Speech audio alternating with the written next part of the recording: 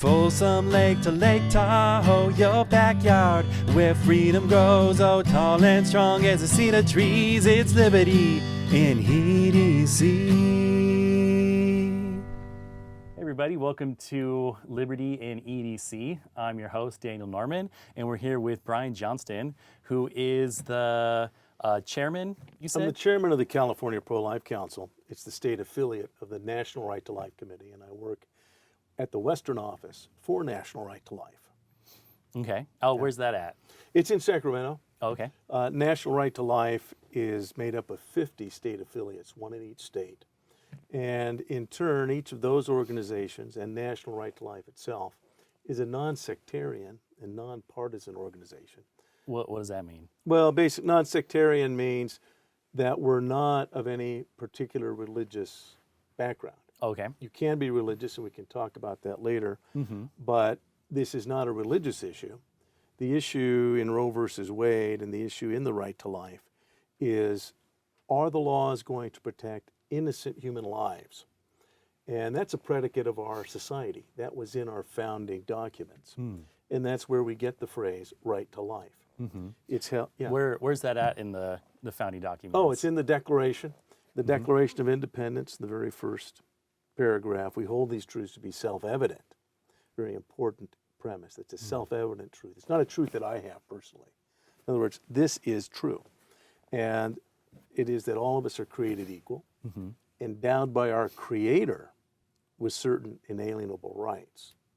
And the first of those is the right to be alive. And it's a very practical way of looking at things. Our founders were actually, in many ways, brilliant. They were Enlightenment type folks. They were classically trained, most of them, and their type of education, even if they were homeschooled, they were very well educated. And they recognized something that we don't, and that is that Western civilization has come to us. We have inherited Western civilization.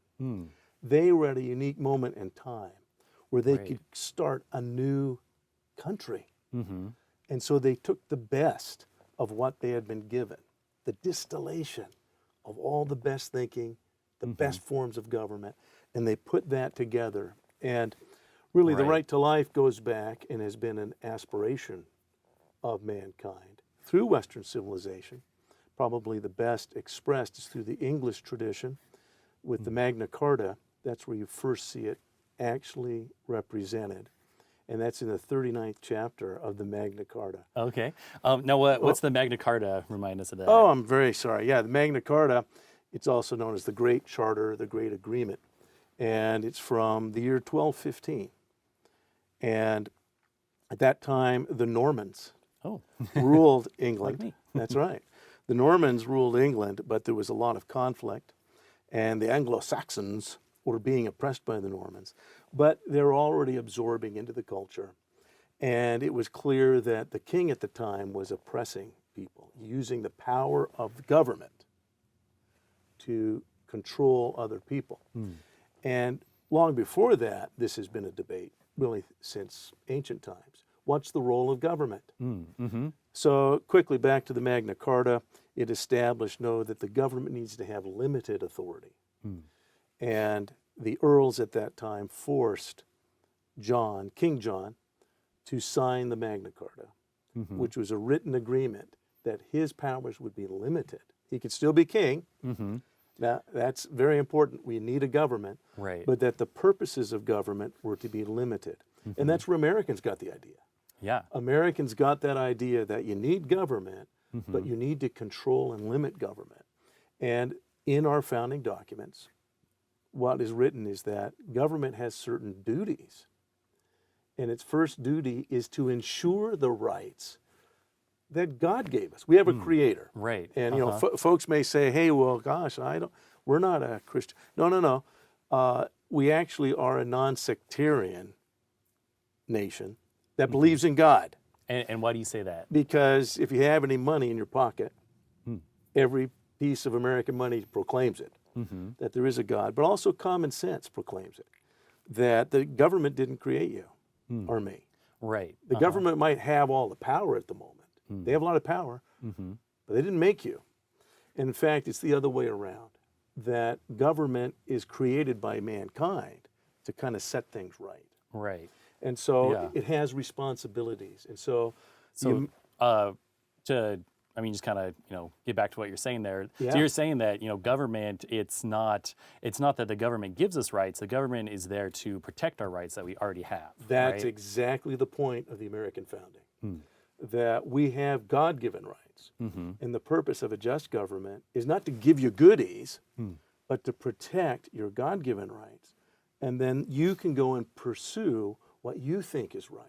So your liberties are pursued as long as you aren't harming other people, because the government duty is to protect those other people. If you're going to be a miscreant, if you're going to rob them or lie and steal in your contracts with them, If the you're government, infringing on other people's that's right. rights. So the government should intervene to say, wait a second, Daniel is not doing this right. We're going to have to hold you accountable.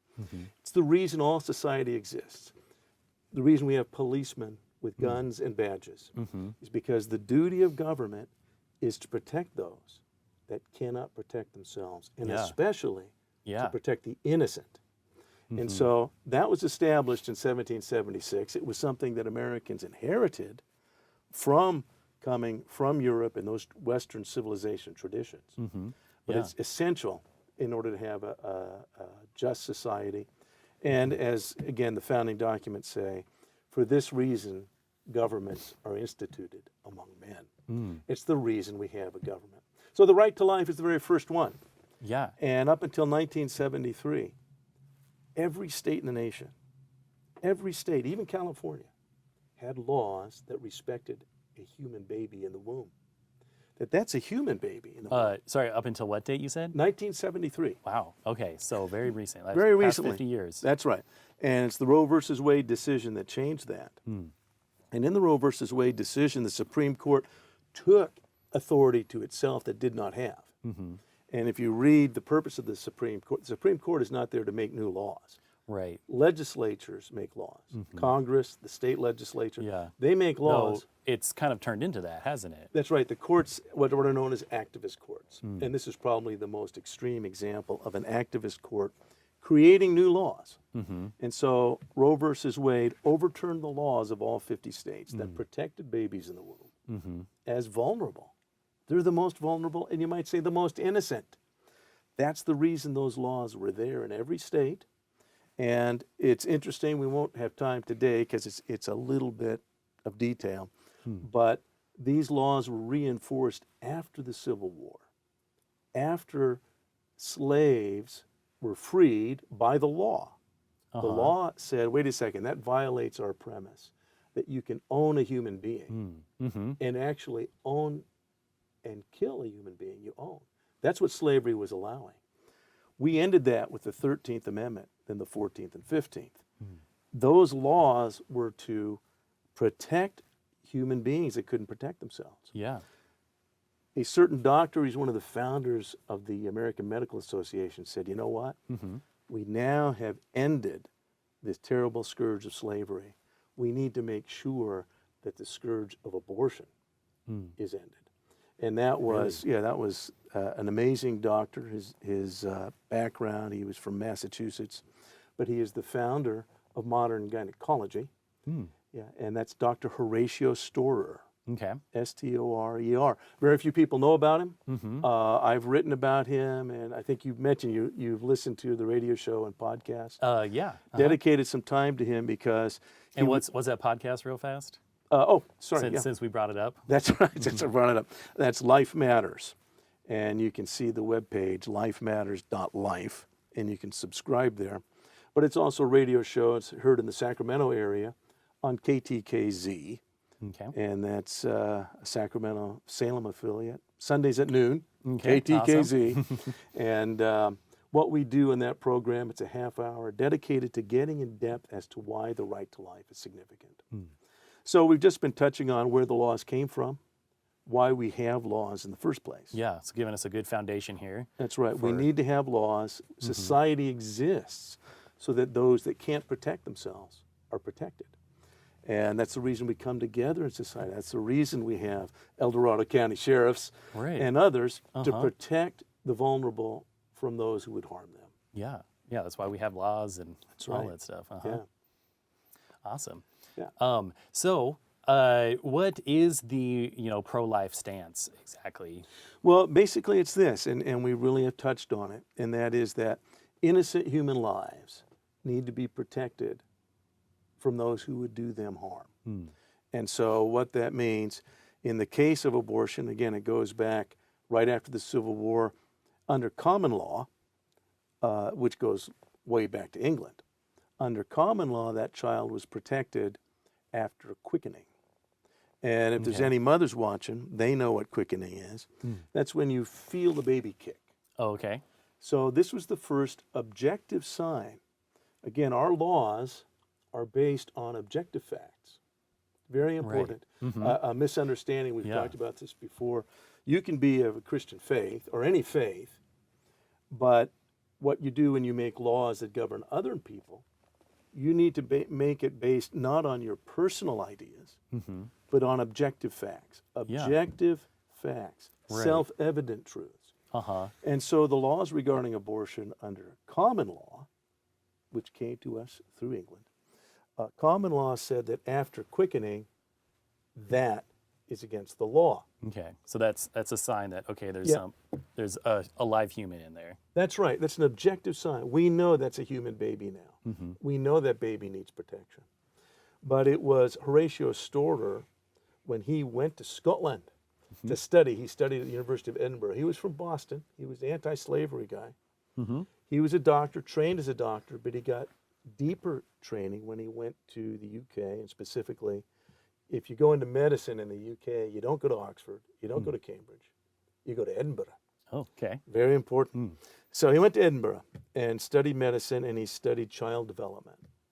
What was amazing to him, two things.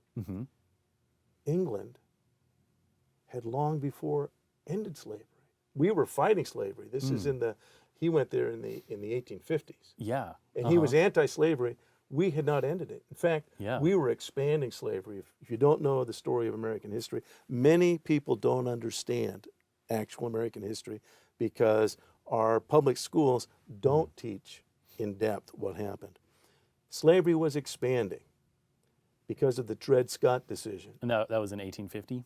The Dred Scott decision was 1857. And then in 1858, Senator Douglas of Illinois, a free state, he passed the Kansas-Nebraska Act. Which was? This was significant with slavery because slavery was being limited by the Missouri Compromise. Go back to your books. You need to study this. The Missouri Compromise said that we will not add new states unless you can assure that there's a free state and a slave state. So from the beginning, Americans hated slavery, even though half of the states had slaves. They tried to control, and this is what was happening, they tried to control the expansion of slavery. And, one thing, if you don't mind me bringing up, was, in our Constitution, where we count slaves as, or, it used to be 1/3 of a vote. Yeah, right? 2/3 of a vote. Or 2/3 of a vote. Yeah. Can you explain that a little bit? I mean, someone might see that and say, well, if we weren't, if most Americans were against slavery, why did we have, 2/3 in there? Exactly. It's hugely significant. And this is what happened back in 1776 when we adopted our Constitution. When we broke away in 1776. We adopted the Constitution in 1789. But from that time, we were a fragile country.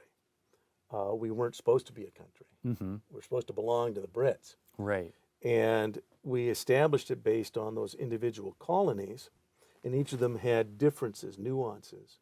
As you know, those in the south of the Mason-Dixon line, which was that line right above Maryland, slavery was pretty common because of the agriculture, because of the culture, and a lot of that time when America was founded, slavery was practiced around the world. And let me tell this, slavery is still being practiced, by the way. If you say, oh, it's terrible. No, slavery is practiced in many Arabic countries. Slavery is not ended. And I really strongly suggest, if you don't like slavery, keep fighting it because it does violate the very basic premise. I think communism is showing that it exercises slavery. It's very clear if you know what's happening in China. That's a form of slavery. Human beings are cogs and owned by the government under a communist worldview. Under the American worldview, the government doesn't own people, and that's important. By the way, it's also my daughter married a Brit, and I tease him only a little bit. I said, you need to know something about being an American now. He's becoming an American. He's doing a good job too. Yeah. Said, here, we are not subjects of the crown. Oh. See, if you're in England, you're considered a subject of the crown. The American worldview is entirely different. We've inherited a lot. But even that notion that the king is the center of the universe, that has been dismantled by the Brits, as I said, going back to the Magna Carta.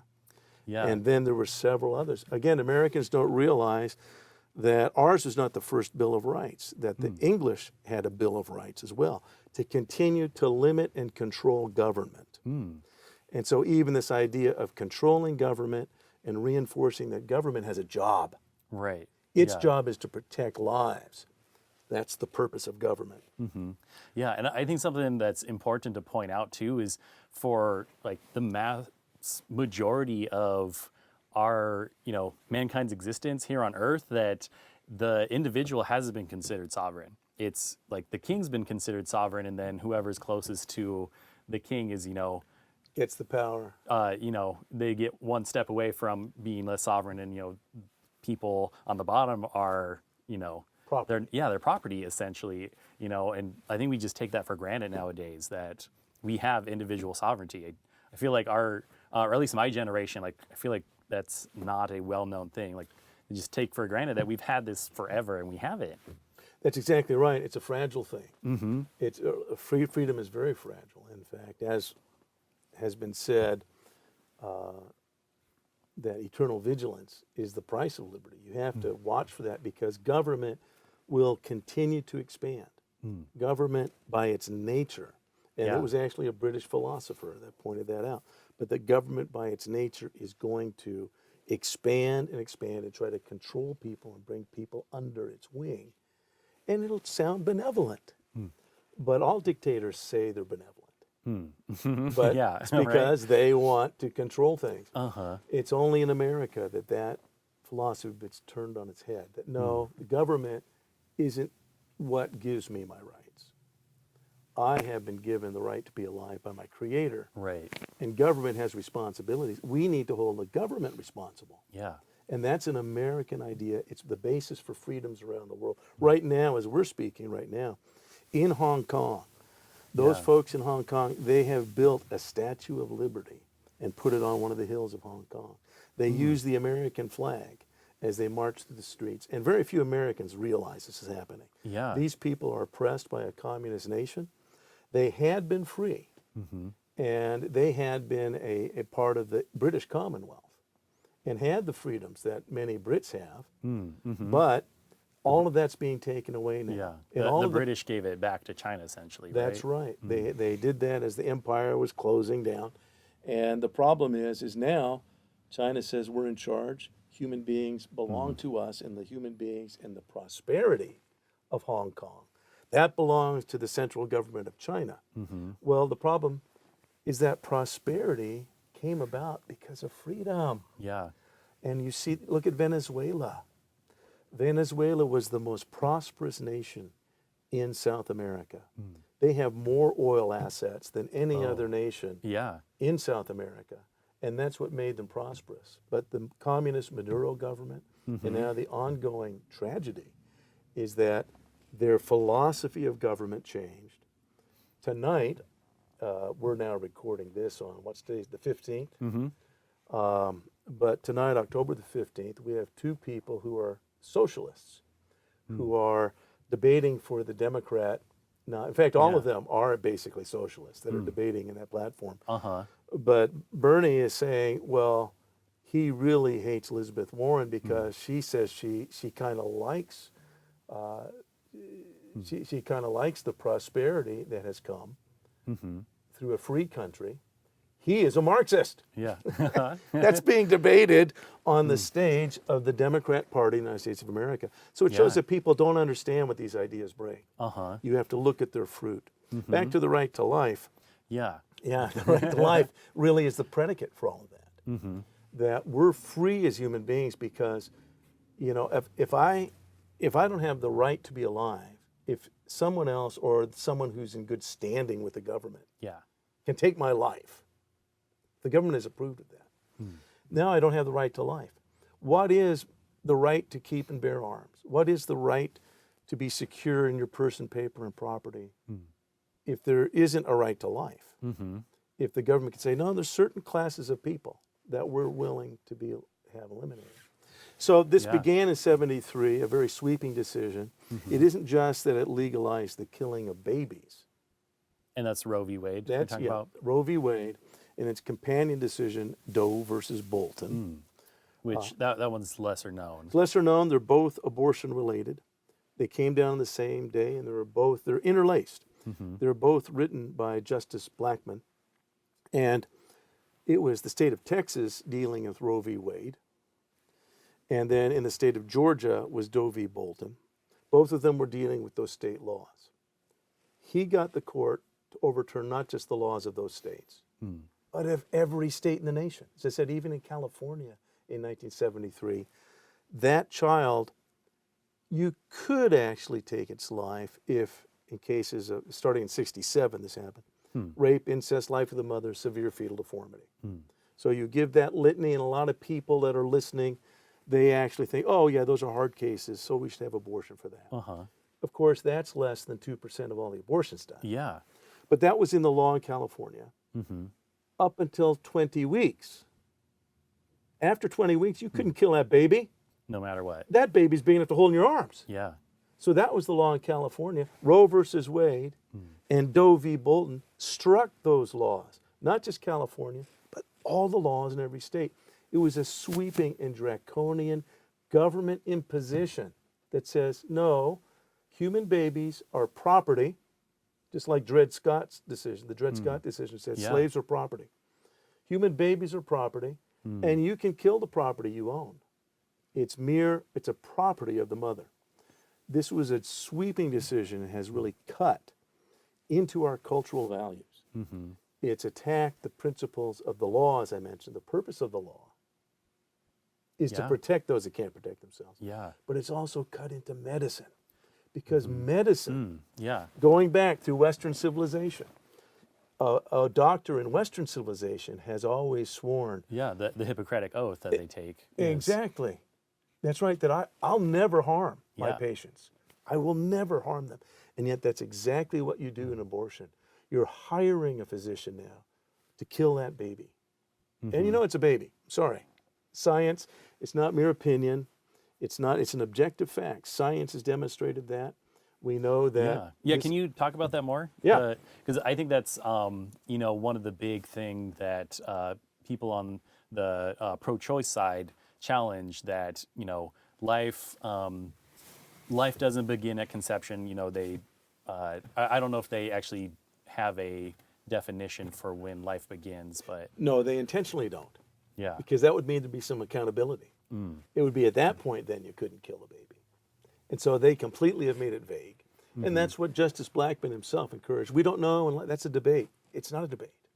In fact, speaking of England back in the 1830s was at the head of a lot of technology because of the Industrial Revolution. And it was in 1836 that Sir Thomas Berry observed mammalian conception in rabbits. 1836. Okay. And he was knighted for his monograph on conception. This is when life begins. Up until that point, we had not witnessed conception. Okay. So this has been scientific fact since 1836. That's right. That life begins at conception. Yeah, and remember now. But is that human life, though? That is human life. When that comes It's not- together? Well, let me tell you. When you witness mammalian conception, we do. Even my opponents on the other side will admit we're mammals. And equine conception. If you have equine abortions, you have to kill little ponies. If you have canine abortions, you have to kill little puppies. that is, it's definitive. It's biologically definitive. And we know that's when life begins. But let me since we're talking about conception is not when abortions happen. Right. And so it's critically important to realize the self-evident truths. I mean, Planned Parenthood just up here, they were selling body parts to a distributor here in El Dorado County. And those kids are very far along. And those were human body parts. Those weren't dog body parts. Those weren't horse body parts. Those were human abortions, human babies. Living human babies had been killed. And their parts are valuable. Also, science tells us this isn't part of the woman's body. It's quite unique. You may reside. What do you mean by unique? By unique? Yeah. One of a kind. Yeah. Unique. That's what the word itself means. It has its own genetic makeup, right? Right. Different than mom. And that's the cool thing. And of course, science and police science has caught up with this. It is the actual, every cell in your body has your signature, your DNA. We can track you down. Yeah. Because you're that unique. And so that happens at conception, that right. a unique genetic form is made. It's extraordinary. Okay. It's truly extraordinary what happens at conception, because you get half of your genes from your father, half from your mother. So that's science. That's got nothing to do with my religion. You know, and again, it's very easy. I'll admit I'm a person of faith. And one of the things that people of faith do, they care about other people. Yeah. And I'm actually obligated, and part of it is because I'm a person of faith, I obey the traffic laws. And so if it's an unregulated intersection, I got to slow down and be careful. I might hurt somebody if I race through there. Could be terrible. If there's a stop sign, I follow that. Now, I'm in California, so I may not do it right all the time. Oh, I might do the a rolling California stone. roller. That's right. But the laws are there. Here in El Dorado County, if there's an intersection that's unregulated and people are dying in auto accidents all the time, if Christians get involved and say, you know what, we need a stop sign there. I want the laws to protect vulnerable people that didn't see somebody coming. That's the reason those laws are there. That doesn't make it a religious issue because I'm a Christian. Yeah, just this has to do with makes sense. society. So the fact that we're involved and we care about the laws of society doesn't make those laws religious. This is about self-evident truth. And so the laws on abortion were there even before our founding, again, from common law. When Horatio Storer went to England, and I want to finish that because it's important. Yeah. In England, they had already ended slavery. We had kind of inherited slavery from the Brits. Yeah. That's why those southern colonies, but they said this is wrong. They had ended that by 1807, and then in 1833, they ended it in all of their colonies throughout the world, and on the high seas. So British ships, and of course, Britannia ruled the waves. They were everywhere. Right. They would hunt down slavers. In 1833, we're expanding slavery in the U.S. at that time. Yeah. It's expanding. And so that's why the slavery debate became so heated, because people of common sense knew that those are human beings. You can't own a human being, and you can't kill a human being if you own it. That's the same issue in abortion. And that's what Horatio Storer, he went to England, and not only did he see that slavery was resolved there through the law, so you've got to pay attention to the laws. It was Parliament in England that ended slavery in England.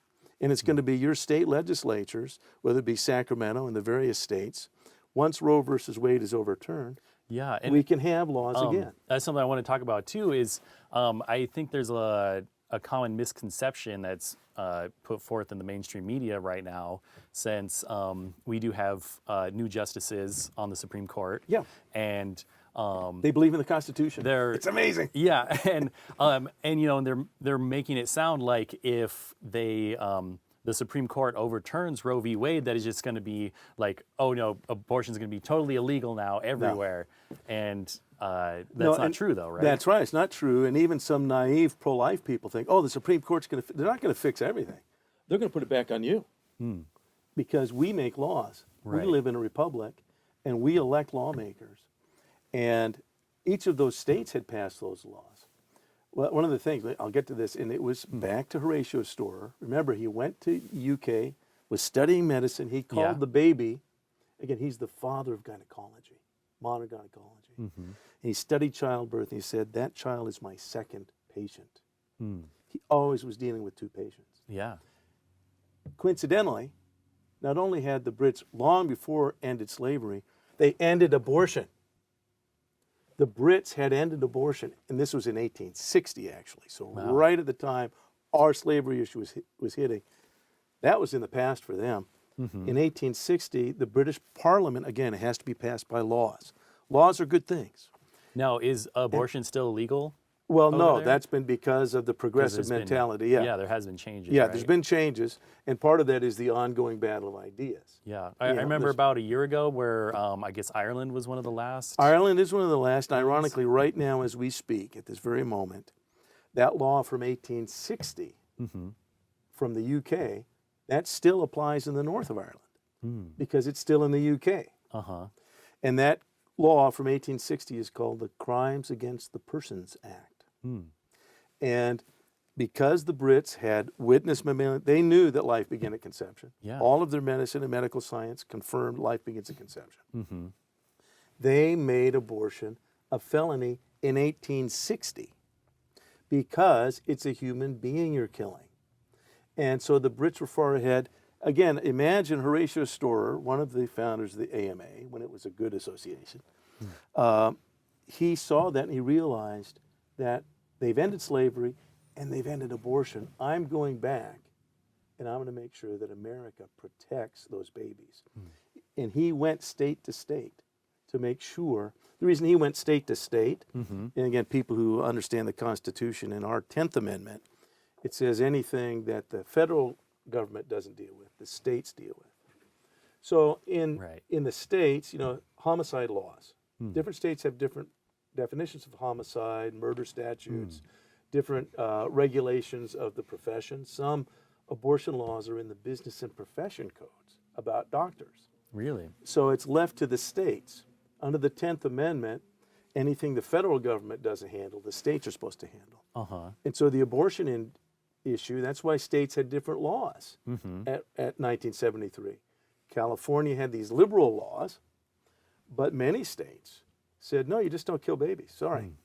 So what? The kids illegitimate. We don't kill bastards. We don't do that. That's not something you do. Yeah. And those laws were very clear. And yet some people say, oh, the child's illegitimate, we should kill it. Well, I know people who are adopted, and they're really glad that abortion wasn't legal at that time. Yeah. And so many of the reasons you hear regarding justifying abortion is to dismiss the humanity of that child, but that humanity is inescapable. Science, it screams the facts that that's a unique human being. And again, the fact that these body parts were purchased here in El Dorado County for medical experimentation, very valuable because that's a unique human being, unique organs. You can't get those anywhere else. Let's take those babies' organs. So it's an admission that human life does have value. It's of huge significance. So one challenge that I've heard to, that thing of life being at conception is this scenario where, okay, you're in this room and, like the room's on fire and there's, like this stack of fertilized embryos here. Oh. Which, Has it happened? I don't know. So, but I guess. No, sorry. I mean, just hypothetical situation. Okay, yeah. And there's also a little girl there and you only have time to save one of them. Sure. Right? Like, who are you going to save? Okay, that's a very common thing, and who'd want to be in that circumstance, but that's a fictional circumstance. Right. Abortions don't happen at the moment of fertilization. Abortions that are happening, particularly here in California, abortions are happening well into pregnancy, at the very least, starting at 8 weeks, but abortion under Roe v. Wade and Doe v. Bolton is legalized through all 9 months. And if you saw what happened in New York State last year, right? They were celebrating. They passed a law. That's right. They passed a law that said you can kill a child throughout the 9 months of pregnancy. You don't need to give a reason. See, people think, oh, we have to give a reason. What about rape? What about incest? No. That violates choice. If you said to a radical feminist, well, you know what? If there's something wrong with the kid, or if your life's endangered, no. I want this abortion because I want it. That's what choice means. Abortion at any time, for any reason, or for no reason in particular. Just for choice. That's the real meaning of choice. And radical feminists admit that. You can look that up. There's many books by radical feminists. I read these, so you don't have to. But if you want to, it is the mentality, and they make it known, that is the mentality of the abortion movement, that no, if you're a mother, you own that baby until it escapes your immediate control. And sometimes even then, as in the case of New York, if a child's born during the course of an abortion, you can just leave that child to die because the goal was to kill it. Right. Don't help that kid. So that is considered a non-human, a non-person under Roe v. Wade. And so this is a tremendous violation of our basic principles. Right. And again, the right to life is a basic principle of all of our freedoms. That our freedoms emanate from the uniqueness of the human person. Right. I do want to get back to that example I was bringing up, because I think the point that people are trying to bring up, from the other side, that you would save that little girl in that scenario, right? Yeah, that's a triage situation. Yeah. Yeah, or and even, I mean, like you were saying, okay, so abortion doesn't typically happen, at conception. It happens down the road. Same thing. Like, let's say there is, like who if you have to choose between one, like you're still probably going to choose that little girl, right? Well, yeah. Well, again, the triage situation, which is a term from medicine. In other words, throughout history, doctors have always sworn, as we said, that they're going to help their patients. And there's a certain point where a battlefield doctor, even back during the time of Hippocrates, the Greek hoplites, and they're fighting. And if he came across a wounded warrior that had his head crushed in, but he's still alive, or he came across, and there would be a lot of them. Right. Battlefield doctors had a hard time. You have to make decisions. Got to make decisions. I can't help him. I can help this guy. So triage is, I can save this life. This guy's too far gone. It's just beyond my capacities right now. Right. Very important distinction, though. And let's make this known about abortionists and what they really do. Yeah. He didn't kill that guy. He didn't say, look, I can't help, I'm going to kill him. And in abortion, and again, that's why these artificial arguments are so cheesy. Because if I'm in that fire and there's these frozen embryos and and I save the little girl, well, that's laudable. But I didn't intentionally set that fire. I didn't say I'm going to kill these other human beings that are now in that condition, that are vulnerable. And so that's what we're looking at, is that there's an artificial way of presenting their arguments to say, oh, this is really a difficult situation. See, by the way, a very common one. And again, it shows, I believe, the roots of racism in the progressive mentality. Very common one is, yeah, what about rape? And what if it was someone of a different race? You think I'm making that up? I'm not. Really? Because in the Roe case, the woman who was Roe, Norma McCorvey, was the actual woman. She didn't have an abortion, by the way. She was pregnant, but they were looking for a case. They told her, say you were raped, and say you were raped by black guys. Oh. So, well, who wants to carry a child of a rapist? Who wants that? And well, if it's because the progressive mentality is intellectually dishonest. And they have to skew and emotionalize the facts, especially if they aren't the facts. Yeah. And so it's important to realize what an abortion does is, if you say, yeah, what if it's a hard case? As I said, for the time, what if we give you all the hard cases? Rape, incest, the life of the mother, severe fetal deformity. Okay, that's only 2% of the abortions that are done. Yeah. They're done for social convenience. Yeah. And I'll be even more direct, usually for the convenience of the man. Because now he doesn't have to answer for his actions. Right. RU-486. Talk about that quickly, because it's a chemical abortifacient. Okay. And it's used, again, people I saw on Fox News, they didn't get it right. The person said, oh, it's only for very, very early abortions. It's actually used only after the woman has missed her second period. So that's like 2 months? You got to be that far along. So between that and outside 12 weeks, they Wow. prefer 10 weeks. But this is a child you can, this right here, these are the feet of a child 8 weeks after conception. I met the doctor, he took a picture of a spontaneous miscarriage, and he just held the feet up, and that's the feet. And everything is present, very poignant example that that's a human being. That's the size your feet at one point and mine, and we grew inside our moms. It's a miracle. And it's the miracle of life. Back to, we tend to lose this, that even little canines, little horses were tiny and they grew, but that's where they came from. And if you do a canine abortion, that's a canine abortion. You kill a little puppy, a little dog. You do a human abortion, you're killing a growing, living human being that's dependent. So RU46 can only be used, and as of this weekend, Gavin Newsom just signed a bill that every state college and university must distribute RU46 on campus. Really? Yep. So what does that mean, distribute? Yeah, exactly. What does it mean? It means if a young woman finds that she's pregnant, the state of California is going to give her these very powerful drugs. They're actually artificial steroids. And again, and this isn't a really safe drug, is it? it is not. And people confuse what it is. This is not the morning after pill. Right. People confuse. Yeah, this is different. It's a drug to not be pregnant anymore, and they don't understand what it does. It can only be taken when we know that child is well along. And what it does is it actually attacks the mother's body first, because it gives her signals hormonally. It's an artificial steroid, and it tells her you're not pregnant.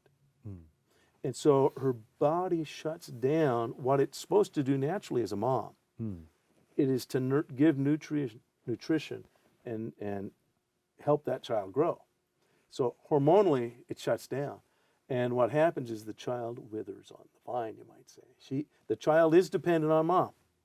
In fact, will be well after it's born. But the child's dependent on mom. This will chemically cut off what a mom's body is doing, chemically. Then it takes a second regimen, usually 4 or 5 days later, to expel whatever's in her uterus. And that's what's really dangerous for women, because women have died from this, and that's been documented. And yet they take this on their own. Do you know a percentage? I don't have a percentage right now, but there's a great website, and it's called Abortion Pill Risks.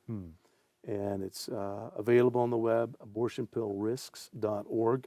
Okay. And yeah, we can. We'll put that up. It was put up by the father of a young woman who died. He didn't know she was pregnant. He didn't know anything about this. He's still pro-choice, by the way. I don't see how he is. But he said, my daughter knew nothing about this.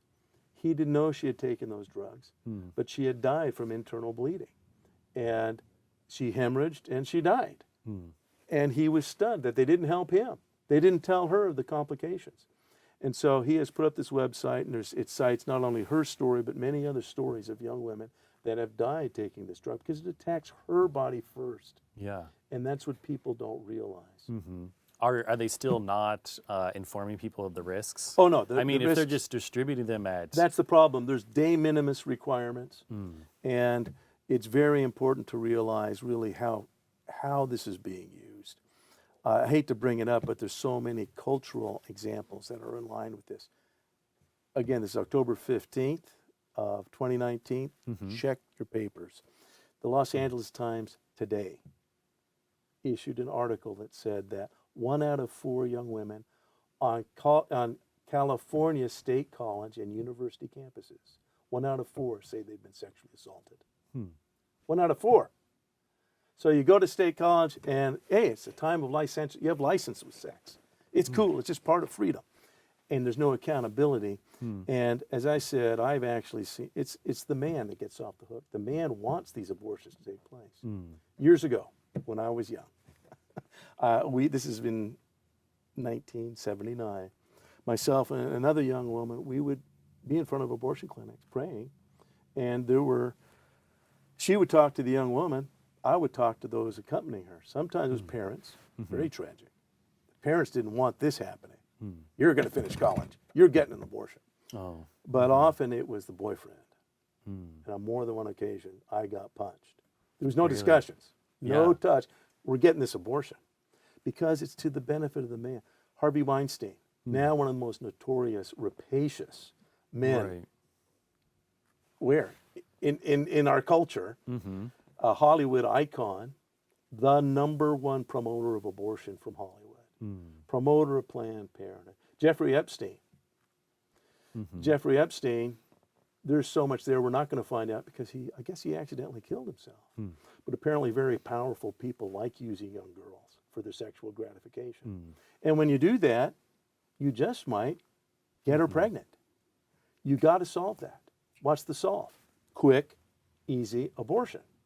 So if we know that on college campuses, 1 out of 4 young women are being raped, what the heck? Well, raped or sexually assaulted? Well, that's a good question. Well, this is up to the LA Times. I just came across that today before I came here to the studio. So this is not happening in a cultural vacuum. But the real issue is this is a dramatic change from our culture that we've inherited, where we respect human lives. And now human life has become cheap. And it's all about me and how I feel, what I want to do. And if that's having sex with somebody who seems to be attracted to me at the moment, great. Let's just do it. But there's implications. And that's the reason society has functioned the way it's functioned. And so, again, at the very heart of these things is the question of human life. And the question is, is that a human being? If we can say, yeah, but you can throw it out. Katie, bar the door. Because it isn't just that babies are being killed. The right to life has been removed from our culture. And we're seeing that across medicine. We're seeing the issue of euthanasia become very widely accepted. Usually it starts... I know what's euthanasia again? Euthanasia is the intentional killing of a human being, ostensibly for good reasons. It's from the Greek. EU is the Greek preface for good. And thanatos, which is death. So it's a good death. And of course, the Nazis did that. They're most famous for doing that. And basically, we're doing it too. But it starts here as voluntary euthanasia. It's assisted suicide.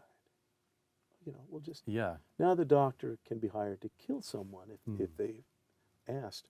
And again, that goes against the Hippocratic Oath like we were talking about. Exactly right. And the Hippocratic Oath actually has been a foundation stone for our culture. And it reinforces the fact you don't kill human beings. So the laws have also reflected that oath.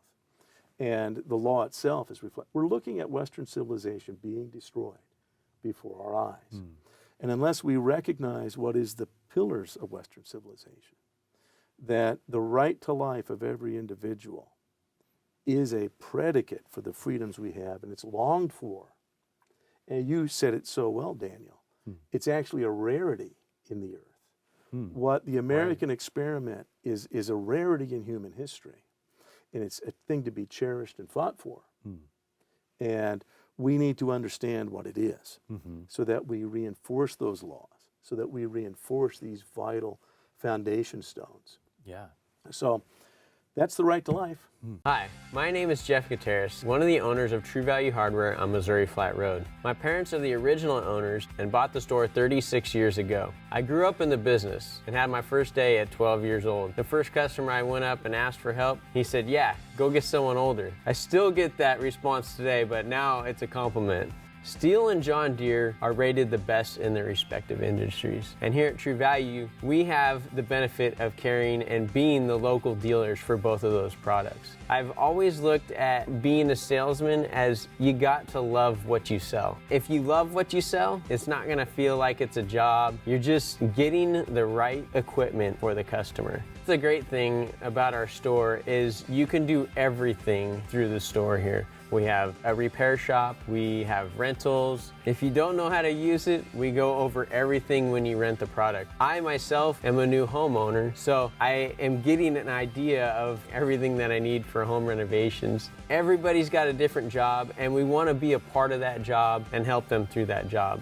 It's very important for us to have a happy staff. Our staff is an extension of us. We support a lot of families through this business, and that's what I love. I love it when a customer comes in and says, hey Jeff, I need this, or hey Brian, I need this. It kind of warms my heart to know that our store has such a footprint in the community. We try to support our community in many different ways, and one of those ways is through donations. We definitely help out all of the local schools. We support Relay for Life, local youth sports, Eagle Scouts, Toys for Tots, many different organizations. It's important for us to be a part of the community and to really make an impact in people's lives.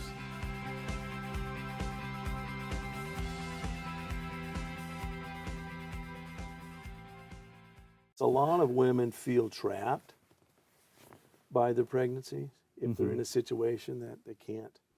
You know, we've had, my wife and I have had several kids. We had 5 kids. We had 1 miscarriage.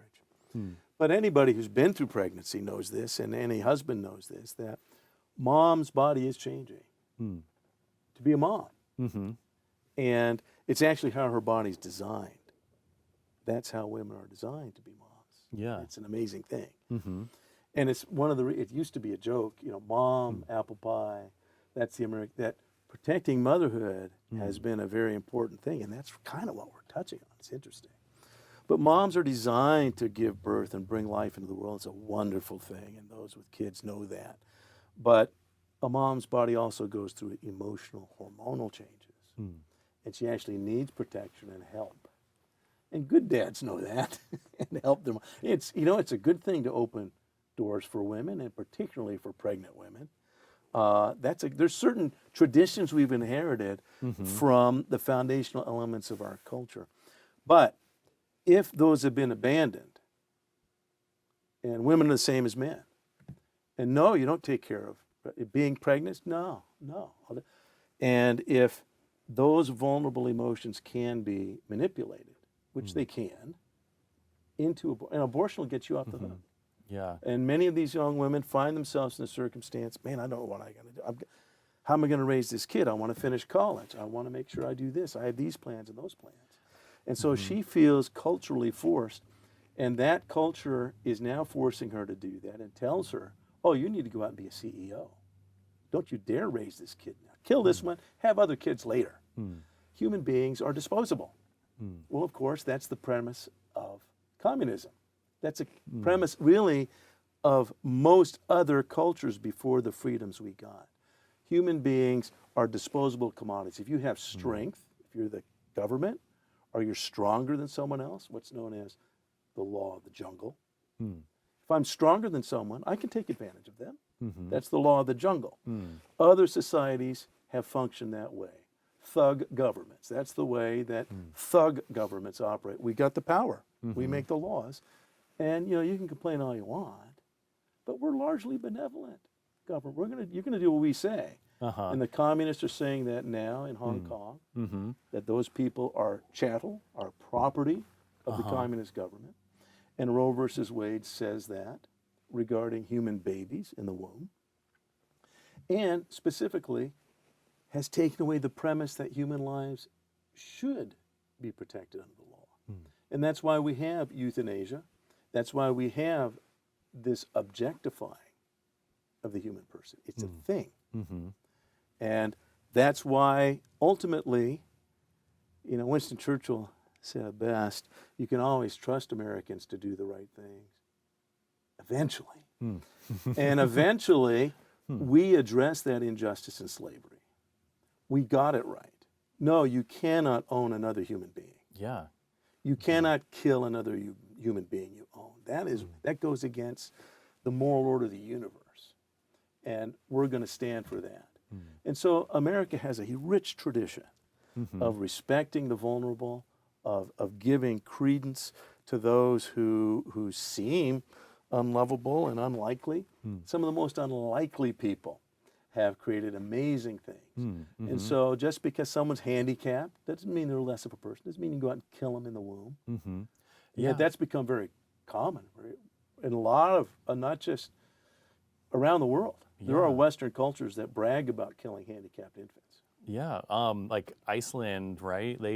They're touting that, yeah, we don't have any, Down syndrome in our society. That's exactly. It's frightening. And I was in Iceland shortly after they passed that law and made that announcement. The Prime Minister of Iceland made that announcement proudly. And then afterwards they started kind of realizing the implications. That is exactly what the Nazis did. That the Nazis actually were very proud That's of eugenics. cleaning the gene pool. Only good Aryans would be allowed to live. Yeah. And that's a very frightening premise. Back to the thing of euthanasia. Yeah. With that, we are, merciful to animals though, right? Like if a, horse or dog, if our pet's sick, to the point where it's, just suffering, we take it to the vet and, we have the vet put it down. Yeah. Why shouldn't we do that with people? Well, like, isn't that a merciful thing to do? That's right. That's how it's presented. Mercy killing. Yeah. And it basically, when you apply it to human beings, you're not elevating human beings. What do you mean by that? You're treating a human being as a mere animal. And you're reducing the value you're giving human beings. Let me give you a parallel, if we can. I love animals. I do. But I see them as qualitatively different. I actually have a dog. I had a dog for a while. I don't have him anymore. But if I'm washing the dishes for my wife, because she's pregnant, if I'm washing the dishes, because I don't often do it, and the dog pushes past this, he could open the screen door and come into the house. He's supposed to be outside. Look, Satch, you got to go outside. I will stop what I'm doing. I will take him outside. I will close and lock the screen door. I'll take that extra effort because I like the dog. If I'm washing the dishes and a mosquito has gotten through, I'm going to kill that mosquito. Okay. Because I'm not going to take the time. And there are people that'll do this. I've heard people say that they catch flies and release them outside. I don't do that. It's because we all have a hierarchy of values. I don't esteem, that's a living animal, that mosquito. But I esteem the dog much higher on my value scale. And how much more so human beings. And really what we've been saying all along, that's the earmark of Western civilization. That human beings are not mere animals. That we don't live by the law of the jungle, lex talionis. That just because you're stronger than me doesn't mean you can do whatever you want and I have to surrender. That's the law of animals. Human beings are not mere animals. This discussion we're having now, even though both of us live in mammalian bodies, it isn't the bodies that are talking. Right. There is something about human beings. We have a spirit that's unique. It's unique. It's not like a dog's. Dogs have souls. The Latin word for soul is animus, and we get the word animal from animus. So animals can have souls. That's what's animating them. Yeah. But they don't have spirits. Yeah. Even in our language, like I say, this is my hand, right? Like you own it. It is part of me, but like it's that thing of speech where like me, like this just isn't me. Like it's something that I own, right? Like there's a me here that this is my body. That's right. Like even our language, we acknowledge that. Throughout our culture, we do, and yet we get blind to it if we can be misled, and we really often are. Yeah. I think it was brilliant. President Trump actually trapped Nancy Pelosi into making that point. And it had to do with MS-13. MS-13 is a terror, for those who don't know, study. MS-13 is a terrifying gang that live by the law of the jungle. They live in a very primitive way. They're now throughout the U.S. quietly, and they should get more coverage in the pop media, but they don't. Originated in El Salvador, but then really grew in Southern California. They not just kill their opponents, but people they capture in their turf. They will flail them alive, which means they will skin them alive. While you're still alive, they'll skin you. Their weapon of choice isn't a handgun. It's a machete. And they're vicious. And they skin you with the machete? I think hopefully they have fleshing knives. But Damn. yeah. But you never know. Does it make a difference? Their goal is to terrify their opponents. They're terrifying. So President Trump, if you recall, boy, I want to say at the latter part of last year. Right. He made some comment about them being animals or That's something right. like that. Yeah. He said, we have got to stop them. We've got to get them out of our country. They're animals. Nancy Pelosi had to go to the podium. What did she say? How dare the president call them animals? Because in every one of us, we're not animals. We have a spark of the divine. We have a spirit. That's what makes human beings different than the animals. Thank you, Nancy Pelosi. Why is she willing to see certain human beings killed without benefit of protection of the law? So she admits what the premise of civilization's laws are, that human beings are more than animals. So back to your analogy, so the mosquito is less valuable than a dog or a cat. And there's also different animals we have on our different, I think I'm intrigued by dolphins, but I still don't think that they're human. They're clearly intelligent. So there's an intelligence there. I think we need to recognize that. But there's still a difference between animals and human beings, and the failure to make the distinction. Right now, there's a cultural effort to do that. There's a cultural effort to say, oh no, we're just animals, and those are just animals, and animals should vote. How is it more humane though to keep a human alive but put your sure. dog Here's the down? thing: you don't just keep them alive. That's the point. No, it isn't just to keep them alive. What you're doing is I did put both dog and cat down, both of which I loved, and there is this form of love that is quite good. You should love and care for your pets. I think it's wonderful, but don't mistake that for regarding a human person. That's still very different. So it's hard to put an animal down. But the reason I did in both cases is that the illness they had was going to be prohibitive. Now, I know people who will spend tens of thousands of dollars on their pets. It's up to them. Yeah. I'm not telling them they shouldn't do it. I wasn't going to do it. I wasn't going to do it. So, and I've told this to my wife. I'll spend anything if my wife gets cancer. Yeah. I will not do that for my cat. Sorry. And so that's the difference, is that we don't kill human beings because we don't say, oh, I give up. Right. You don't do that to a human being as you would to an animal. Yeah. You're essentially putting a price on their life at Bingo. that point. Exactly. And that's what medicine has always. That's why medicine never killed. Let me see if I could find this in here, because I was fortunate to come across. And what's this?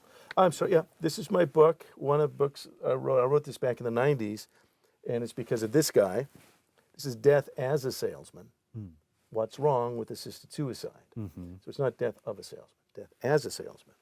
But I wrote this particularly because at this time, Jack Kevorkian was promoting this. Very scary guy.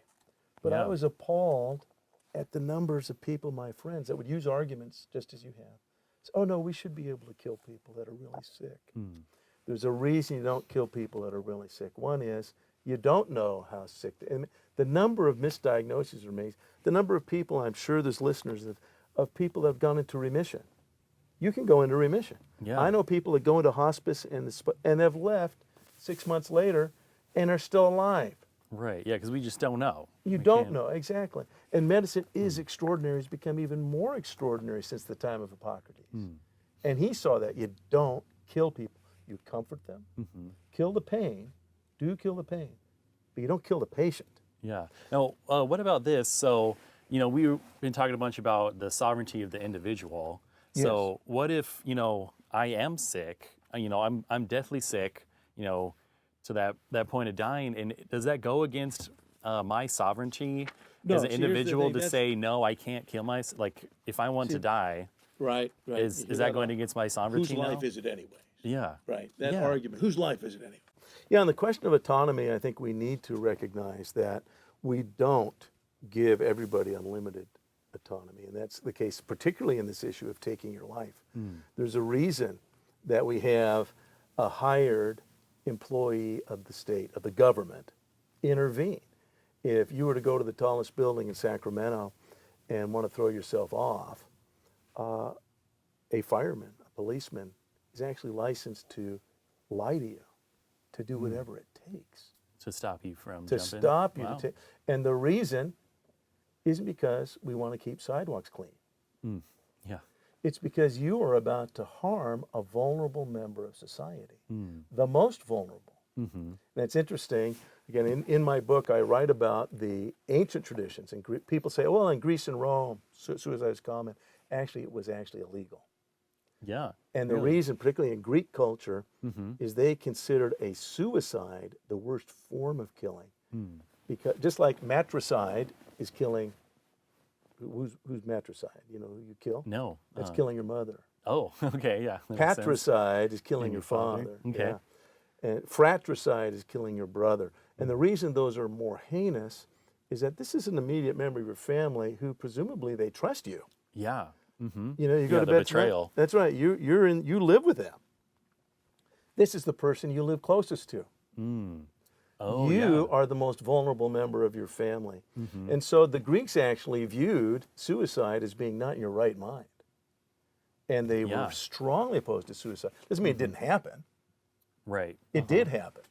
Suicide still happened, but it was strongly condemned by the laws of Athens and Thebes, and then in Roman tradition. And I go into that in great depth. So it's misrepresented. Yes, suicides did happen. There were suicide cults, but there's suicide cults today. Yeah. It doesn't mean we all like suicide. Yeah. Again, the reason that we talk people off the ledges of building isn't for cleaning up the streets. It's because you are about to harm a very, very vulnerable member of society. And in California, it's called a 5150. Yeah. So I would 5150 you, Right. which is the code that refers to that you are an immediate danger to yourself or others. And that's why we don't have suicide. Yeah. So they're putting a hold on you. Essentially, you're being restrained from. That's right. And so advocates want to ignore that. Yeah, but what if they're really sick? Yeah, but what if they really, really, really, really want to? Well, one of the things is I used to work in, and then I was an inspector of California nursing homes. I can tell you, if you say, well, if people are sick and if they want to, then you very easy to talk depressed people into killing themselves. So easy. In fact, across the board, it is the most vulnerable. That's when you're most vulnerable, when you're sick. I actually was, a couple of days ago, I told my wife I was exhausted because I was. I was physically exhausted. And I was bummed. Your physical condition impacts your feelings and emotions. So if we say, yes, you can kill someone who decides they want to die because their emotions say they want to die. Yeah. You basically have thrown open the door. During the break, we have been talking about how this happened in Germany. Yeah. And I thought it was interesting. I came across this. A friend of mine sent it to me when I was writing the book. And it's on page 110 of Death as a Salesman. What's Wrong with Assisted Suicide? Available on Amazon. But this is from the front page of the New York Times. And on the front page of the New York Times on October 8th, 1933 is this headline. Nazis plan to kill incurables to end pain. German religious groups oppose the move. People don't realize that, and again, 1933 is when the Nazis had just come into power. Yeah. And so it was an ideology that was controlling their laws. And people don't realize they started first. Germany, the reason they came into power, Germany was very poor. And they had a lot of World War I vets that were institutionalized. Mustard gas was a terrible tool of World War I. Yeah. And it would basically disable and scar thousands, and they were institutionalized. Then, of course, there were those which they considered imbeciles. There were Down syndrome, as you mentioned, disabilities. They're all institutionalized and being kept. And you actually quoted from a German book earlier. There's a phrase that was used by the Germans regarding being a useless eater. useless eaters. It was an economic question. This was a human being, clearly. But they're not going to get better. Right. They're Let's not. face They're not it. giving anything to society. That's right. And they're not happy, really. Would you want to live like that? No. And so the argumentation for a progressive mindset is to frame it in terms of feelings and usefulness. And yet, as we just said, that Western civilization is not framed and based on that I'm useful. It's that I'm a human being. and that human beings still have a spark. There's somebody in there. It's not an animal you're dealing with. I have a brother-in-law who, he's my wife's younger brother. He's actually, at birth, he had his oxygen cut off. He's not developed at all beyond the level of a 3-year-old. But we see him a lot. We visit him. We've had him in our home. He is institutionalized in a care home. He's not in a big thing. It's in a home for folks like that. Yeah. And he gets great care and treatment. It's a wonderful thing. But I also know that Kevin's there, Kevito Bebito. And he'll grin, and he's an imp. He's like a 3-year-old imp, but he's 48 years old. And he's bigger than me. So it can get, but the fact is that he's a human being. And so you don't judge human beings on what they can give you or their value to society. Yeah, they're just inherently valuable. That's right. Because they're humans. Exactly, and there's many illnesses, and this is what you hear in this argument for justifying euthanasia of the sick. You say, it's incurable. Yeah. They're not going to get any better, let's face it. You need to really face the facts, Daniel. Your mom's not going to get any better. Come on. You know, why do we have to drag this out? And so the emotions and manipulation of treating human beings as things. Yeah, and there's you know, a financial argument that could be made too, where you know, medical treatment gets expensive, and Exactly the argument. you know, if we're looking at this person as, oh, you know, this person, you know, like let's say Elon Musk is in the hospital with something terminal, you know, like a lot of people see him as, you know, someone who He's going to pay for good lawyers. Yeah, like, you know, has been given a lot to society. And so, you know, if we were, the government completely controlled all the medical stuff, they'd be like, oh yeah, he's definitely worth saving. But, you know, somebody who, might be, you know, mentally retarded or, you know, something like that, they'd be like, oh, well, you know, they're not worth spending the resources on. That's exactly right. And it is, and in fact, that is, again, which I made with my cat. I love our cat, Tiger. He's gone now. I was not going to spend that kind of money on a cat because your pets, your animals, if you live on a farm, those are your chattel. You're responsible for them. You own them. You do own them, and you're responsible for them. But you're not responsible to treat them like human beings. Right. Your children, you do have to treat like human beings. Yeah, and so when we, you know, euthanize somebody, we're essentially treating them like an animal. That's exactly right. And again, that's what the Nazis did. And people don't realize this about Nazis because, again, we get very shallow and callow education in our education system. They were socialists, and they're Hegelian progressives. So there's National Socialism. And no, when you say that, I just heard recently a professor was fired for saying what you just said, that the Nazis were socialists. That's what they said. That's what it means. Yeah. National, so what do you mean? National Socialism. National Socialism says that the state itself, the government, will control things for a nation. And it will heal the problems. It will make great promises. It just give the government more power. And so we'll centralize that under a national head. And a lot of progressives don't realize they are National Socialists today. National socialized medicine is what Obama was trying to bring us. That's what Hillary Care is designed to do.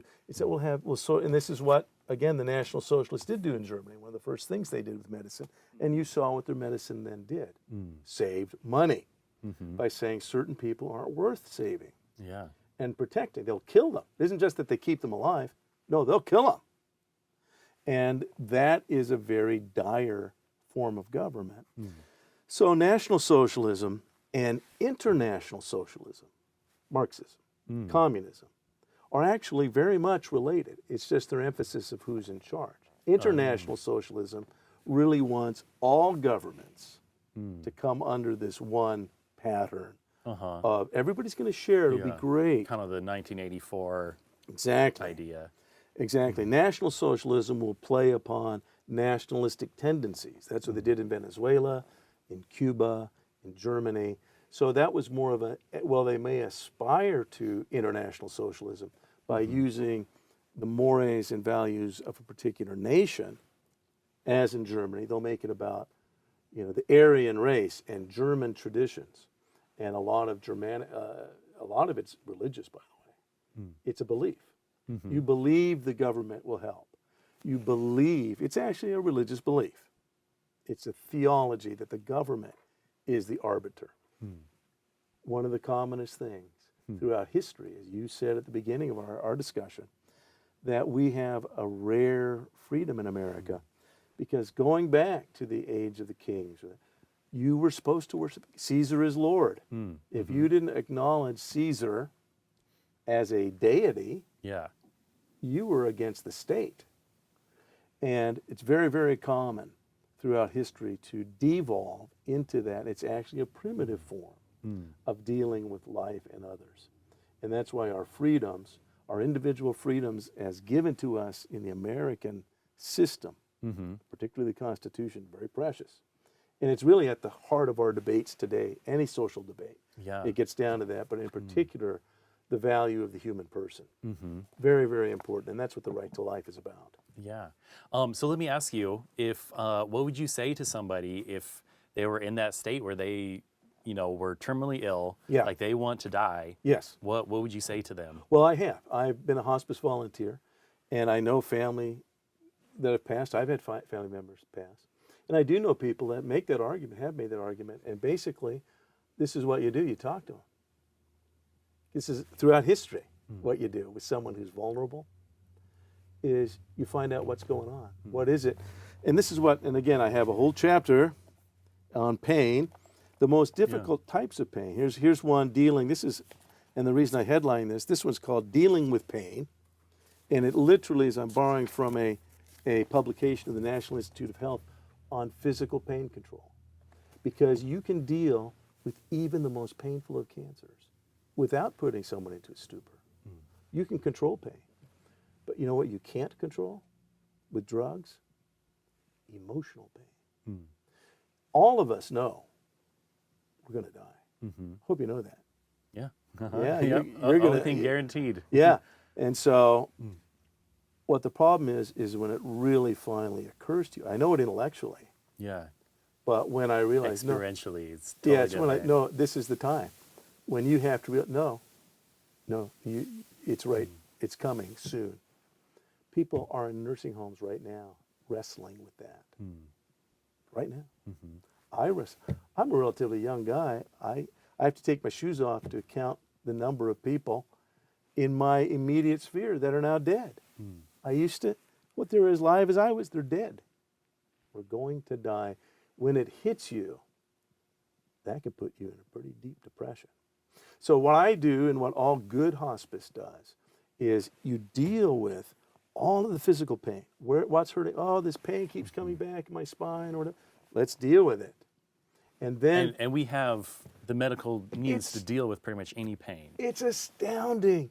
I was at a conference in South Africa where they talked about that. And it isn't even drugs anymore. We're talking about the opioid crisis. That is so terrible because you don't even need opioids. Some of the best pain management has come from new discovery. One is electronic. You can actually short circuit pain. I know many people have done that and do that regularly. You just press, oh, I got this pain. You press a button on your belt and it short circuits your nerve. You don't feel the pain. It's great. There's also some of the most effective pain management has come from the poison derived from the poison of certain scorpions and also the poison of the Australian sea serpent. Really? Very powerful poison, but they've taken it and they've been able to adjust it to use it as a pain management tool. We didn't have that years ago.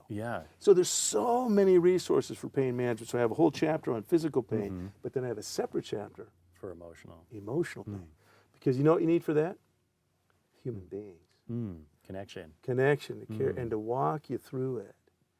And to get you, because that is hard to deal with.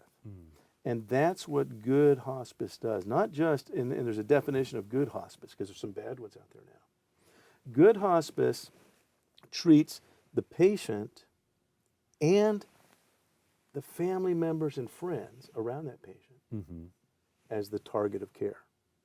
So obviously, if you've got a terminal illness and we can't knock it, we can't kick it, a good hospice is going to help you and walk you through manage the pain, get you through, and do our very best for you. But good hospice sees the family members. See, you're going through something you've never been through before. I've not yet faced my own death. I hope I handle it well. Yeah. I might need you to call me, encourage me. I might need somebody to help me. Yeah, But I'll do it. Thank you. But in the meantime, you're going through something you've never faced. It's terrifying. But so is your wife Yeah. and your kids and your cousins who knew. And I've seen this happen in my own family. Sometimes the most emotionally committed to euthanasia are the family members. And they come in, and again, I have articles from New England Journal of Medicine where doctors and nurses have admitted this. Family members come in from the East Coast or somewhere, haven't seen that family member. It's Uncle Jack, look at him. Remember, we'd go camping and he'd tell jokes as he'd bounce us on his knee. Like, he's like a living cadaver. My God, doctor, doctor, don't leave him like this. The patient hasn't asked for anything. The power of the emotions, and particularly the suggestions that, you know, we can do this real quick, Uncle Jack. Yeah. It won't hurt you at all. Yeah. Here in So California. it's almost a selfish motive at that point where Hugely. Here like, in California, I can't stand seeing you like this, so we're going to put you down. That's right. Essentially is the thought behind it. I can't stand seeing it. Yeah. But it's even worse. Here in California, they did legalize assisted suicide in 2015. Yeah. 2016, they went further and they said, yes, an heir Oh, an heir can be directly involved. They just want to clarify. Well, you know, Uncle Jack, we really love you, but we're really hoping that that inheritance comes through because, you know, Billy, he got accepted at Harvard. We can't afford it. If that inheritance comes through in time, he's going to, and that'll be your legacy. It'll be great. Billy really loves you. And I hate to see you in pain. But you decide. I don't want you to feel any pressure, but you know, Yeah. it's going to help us a lot. We're hoping to move into your house when you're gone. Yeah. I mean, it isn't so- for us, but we just want you to be taken care of. Yeah. Perfectly Again, legal. putting a price on that person's life, essentially. So it's legal to Yeah. hire a doctor to kill now. You're hiring a doctor to kill. That's what you're doing. Yeah. Doctors now kill. They're hired killers. This is crazy. And it's legal for you to have a vested interest in that killing.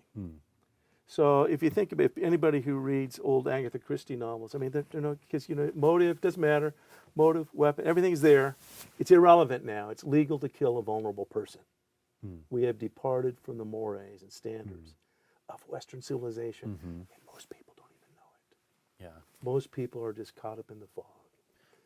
So we got to wrap up here. Yeah. But can you tell if, I mean, you know, I'm definitely passionate about this. Yes. You know, I'm not shy about my, you know, feelings in this area. What can people do if they care about the right to Sure. life? This is a very important issue, as we said. It's really fundamental to our society. You can get involved in the Right to Life cause. On the web, you can go to nrlc.org. That's the National Right to Life Committee. Here in California, in the foothills, go to Foothill Right. In fact, go to California ProLife Council, californiaprolife.org.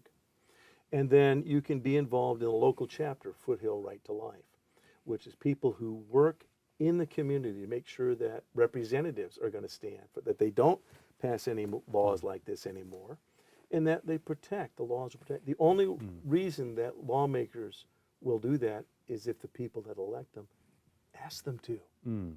And so as a citizen, you have a responsibility. So Foothill Right to Life, if you're in the El Dorado area, Foothill area, California ProLife Council, it's a chapter of California ProLife Council, and you can have an impact in your community. You want to do that, there's elections coming up, and so who's going to be on your school board? Who is it? Most people don't even realize Right. it. And now, why is that important? Critically important in the right to life. For example, right now it's legal in California for the schools to lie to you. If you see your daughter go by with a stranger and you thought she was in school, and you call the school, I want to talk to Sally. Well, she's not available right now. She's at gym. What? Just saw her go by. It's because it's legal to sneak girls out of school to get an abortion without parents' knowledge or consent. Yeah. But Wow. while that's legal, it's determined by local school districts if that school district will allow it in their community. So if you have school board members who don't know any of that, I got to tell you, Planned Parenthood's very effective at selling its product, which is disregarding human life and using girls, if you will. They're not offering help for these girls. They're offering 10 minutes on an abortion table. Yeah. And that girl lives with that scar for the rest of her life. And the only way that can be determined is if people who care about the issue realize this is about the laws. This is about the civic process. That's how we ended slavery. People don't know that it wasn't the war itself that ended slavery. See the movie that Spielberg made, Lincoln, and it gets into detail. After the war, they had to pass laws, and many didn't want to do it even in the North. It was a political process you have to fight for. If you want justice, you're going to have to fight as a citizen for good lawmakers that will protect and honor innocent life. So the Right to Life cause is a way to learn more about all of these things, to learn the right answers. As I said, for all of the problems, there's good answers, and society has always answered that. They've always taken care. Mother Teresa is an example of taking care of people who are very sick even on their deathbed. She helped people as they die. She never killed them. Yeah. And in Western civilization, we've made that comment to not kill them. And so there's good resources. Don't let emotions and manipulation of progressive thinking turn us into a very primitive culture again. We need to make sure that the values, and particularly the values of the right to life, are preserved. Yeah. Can you list those websites for us one more time as Sure. we close here? That'd be nrlc.org for National Right to Life. California's CaliforniaProLife.org. That's the California affiliate of National Right to Life. And then you can find out more. Foothill doesn't yet have its, Foothill Right to Life doesn't have its website up, but you get involved locally. And each of our affiliates throughout the state work together with people of diverse faiths. This is not about my religion, as we said earlier, like traffic laws. That's not about my religion. This is about protecting people. Yeah. And that's what the civic process is there for us to be involved and to help be advocates for those who can't be advocates for themselves. Yeah. Awesome. Okay. Thank you for coming in, Brian. Hey, well, and pleasure. again, this is Liberty and EDC. You can watch us on Foothill 7 TV and also on youtube.com/Foothill7 TV and Comcast Channel 7. And thanks for tuning in. We'll see you next time.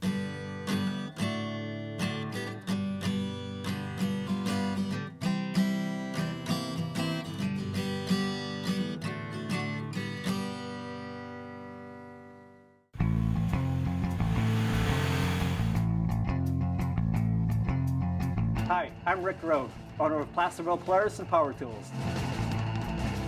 I've owned and operated Placerville Polaris since 2007. If you'd like to experience the off-road, or if you have property in our community, come on in. Let's see what we can build for you. We are your one-stop shop for off-road fun. We do it all, from building your dream toy to decking out your razor. We are complete with a full shop, and we proudly service all our products, including our power tools. We carry only the best top quality brands, and we have everything you need for taking care of your property and maintaining your 100-foot defensible fire space. Building off-road vehicles is a passion of mine that I take very seriously. I like to be personally involved in building your dream toy from start to finish. Here at Placerville Polaris, we do a lot of testing for the manufacturers to ensure you get the proper accessories to fit your specific needs. One of my favorite parts is test driving to maximize satisfaction and quality. Come on in. Let's see what we can build for you.